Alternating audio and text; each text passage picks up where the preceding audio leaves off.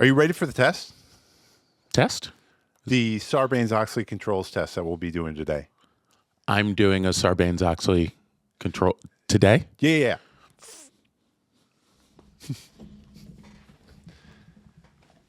All right, so here's the thing. I may not be able to get anybody to want to do a Sarbanes-Oxley controls test, but Joanne Cichon-Feeney sure can, and that's what this episode's all about.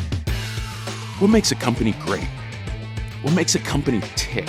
You know, the companies that have lasted for years and will be around for years to come. At Markel Group, what we found is that it's beyond great product or service. Those are important, sure, but it's really about the people who drive culture, who embody the spirit of the work, and who build lasting relationships across organizations. We're on a journey to tell the stories of those people, the ones who make Markel Group successful. Welcome to Markel Style.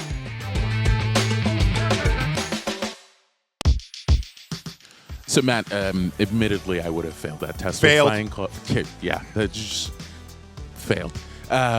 But this episode isn't about me. It's about Joanne Cichon-Feeney, who would have passed that test with flying colors and helps folks navigate it. So maybe we kick off today's style session with a little bit of Joanne's background. Yeah, I mean, Joanne is an expert in all things finance and compliance. She's held a number of different jobs while she's been at Markel, and I promised her I wouldn't say how many years, but let's just say knows the organization well, and she is as good at what she does as anybody I've ever met. All right. So I would imagine her job has shifted quite a bit. She went over to Markel Ventures just shortly after Ellicott Dredges joined the family. Is that right? Yeah. Okay. Yeah, shout out Alex Green. I love it. So there are a number of things that Joanne brings to the table. Yeah. Maybe we jump to a guy who needs no introduction, but we'll introduce Tom Gayner, the CEO of Markel Group, to talk a little bit about Joanne. And I know Joanne's a great baseball fan, and I'm reminded when you think about baseball catcher, when they're catching a regular pitcher, they have a catcher's mitt to catch the ball.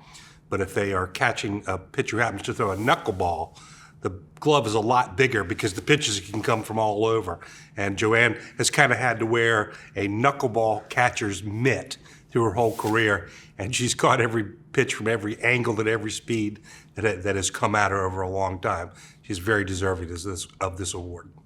So I had a chance to talk with Mike and Tom about, moving over to Ventures, and it sounded like something different, and decided to give it a try. And I have to say that, I've done a lot of things throughout my career, but this has been the most fun.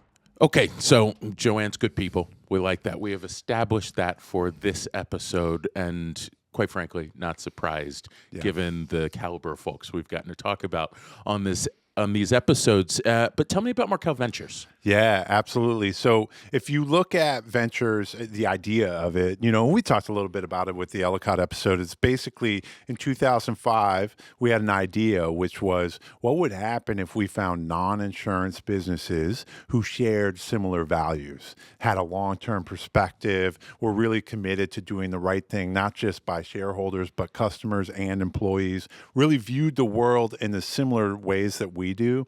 And I think when you find a business like that, and there are other companies that have built, conglomerates or holding companies before, the idea was really, could we find market leaders who share our values, bring them into the family, and then essentially, hopefully, leave them alone and let them do what they do best? Yeah, so that autonomy thing starts to be a core tenet of the relationship dynamic, and as a function of that, some of the success that portfolio companies see. Maybe let's pop over to Andrew Crowley and hear about that autonomy thing. And one of the things that she does so well is we talk about how do you help someone be more autonomous? In and of itself, that seems like it's a non-autonomous action. And Joanne does this beautiful job of teaching our businesses what they need to know so that they can be self-sustaining. She neither ignores them and sort of says, figure it out on your own, nor does she go in there and do it for them. So Joanne's a tremendous teacher. She's had an unbelievable impact on each of our businesses as it's joined the family, and then touches it from time to time as certain challenges arise or new revenue recognition standards or things like that come into the foresight. The beauty of Markel Ventures is that, the folks at our businesses think about Markel Ventures the way that we do. And it's really like a family is what it is. And so like families, we agree, we disagree, but we work out our differences. So Matt, we hear the family word bandied around a lot, and look, I'm gonna own that is not my favorite way to talk about our professional world, but Yeah. I get the parallels. Like Yeah. it feels like there's this deep welded series of relationships, and I see the way that some hard conversations have to be had. Yeah. In the same way, like my dynamic with my three little sisters might be Yeah. at times, and that's so. In my day job, when I'm not being your co-host on something like this, I'm an executive mediator. I get to work with. You have a day job? Well, I That's use the term nice. very loosely, but when I'm doing what might look like a day job, I'm being a mediator, and that is helping folks navigate the uncomfortable, the hard, the big conversations. And I'm struck, particularly for ventures, Yeah. as small or large but privately held companies are getting integrated into the publicly traded company. We talked about this with Lansing. We've talked about it with Ellicott joining the family. I mean, a running thread, there's got to be some difficult parts of integration. And from what I keep hearing, Joanne's kind of a core piece of making that work. 100%. And there's different phases and types of things you have to do. So first, when you welcome a business into the family, you got to do due diligence to make sure from a balance sheet perspective and all the things that, go into assessing a deal, you really get in there and scrutinize it. And that's not when you want the guys like you and I who are optimistic and seeing a beautiful story. You want people who are really scrutinizing. Sure. And Joanne is an absolute, just like, that is what she does, and she does it so well. But I think when you look at that process, like, she can take a company through due diligence, which is normally pretty painful and strenuous on a relationship, and you come back and it's like, wow, everybody's smiling, having a good time. And I think we actually have a clip about that. I love it. So took her down to Miami when we were looking at buying Costa Farms. Really asked her to go in and roll up her sleeves and look at the books and tell us if there was anything we really needed to be thoughtful of when trying to pull that deal together. And at the end of the day, I just need to make sure that she doesn't push too hard, because Joanne, she's relentless. Next thing you know, I walk in there, she's got a guava pastry in front of her, 2 cups of Cuban coffee, laughing like crazy. And that was the moment I was worried we'd actually lost Joanne, because I thought she was just going to go work at Costa Farms. So she was still able to do all the work that we asked of her, but she did it with a huge smile on her face. She got us what we needed, and she built a tremendous relationship with our partners down there.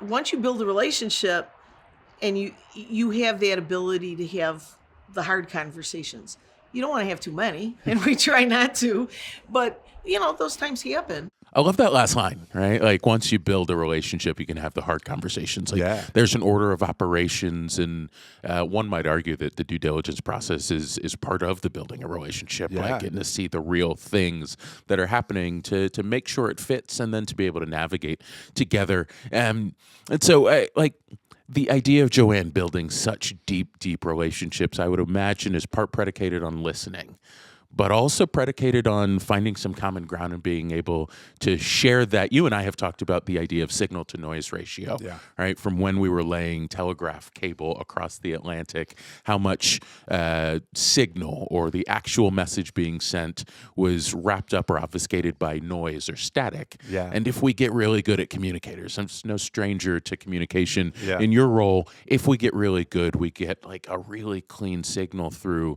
to the other party, which requires us to know who they are, but also do a thing that maybe you might speak to, tell good stories. Yeah. And I think, just one thing I've always thought, and I've really come to believe since being a Markel, is truth is the highest expression of love.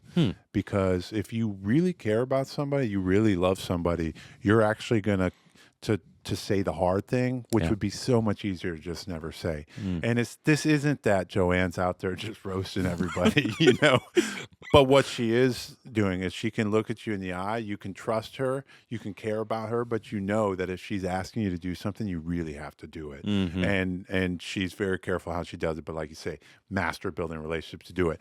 One of the tools that she uses to soften the blow and to help navigate these, sometimes pretty difficult processes is she tells a little story here and there that just brings it to life. And both you and I are huge proponents of the power of storytelling to really lubricate a conversation, to create meaning and context around the things we're doing. And she's really nailed that well.